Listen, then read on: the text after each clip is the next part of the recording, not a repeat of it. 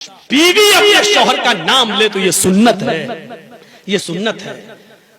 देखिए अल्लाह के नबी अपनी बीवी आयशा से कहते हैं, आयशा जब तुम नाराज होती हो तो मैं समझ जाता हूं कि तुम मुझसे नाराज हो, और जब तुम मुझसे खुश होती हो तो मैं समझ जाता हूं कि तुम मुझसे खुश हो। हजरत आयशा ने कहा, अल्लाह के नबी कैसे? मैं तो कभी जाहिर नहीं होने देती हूं अपनी नाराजगी, फिर आप कैसे समझ जाते हैं? मैं नाराज भी होती हूं तो हम जाहिर नहीं होने देते कि मैं नाराज हूं, फिर आप कैसे समझ जाते हैं? फरमाया, आयशा शौहर हूं तुम्हारा, चेहरा पढ़ता हूं, जानता हूं तुम्हें। कहा नहीं, बताइए आप मेरी नाराजगी का पता कैसे लगाते हो? फरमाया, आयशा जब तुम मुझसे नाराज होती हो तो कहती हो किसी बात पर, इब्राहिम के रब की कसम।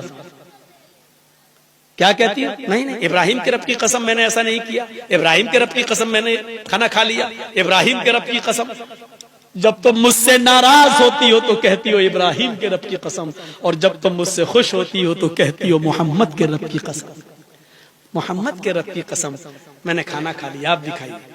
अल्लाह के नबी, मोहम्मद आपके रब की कसम, मोहम्मद के रब की कसम। आयशा जब तुम मेरा नाम लेती हो तो मैं समझ जाता हूं कि तुम मुझसे खुश हो। आयशा की उम्र कितनी है? 9 साल। और अल्लाह के नबी की उम्र कितनी है? 54, 54 साल। लेकिन मियां और बीवी के दरमियान इतनी लंबी उम्र का फासला होने के बावजूद आयशा क्या कह रही हैं? मोहम्मद के रब की कसम। और अल्लाह के नबी क्या कह रहे हैं? नाम लो।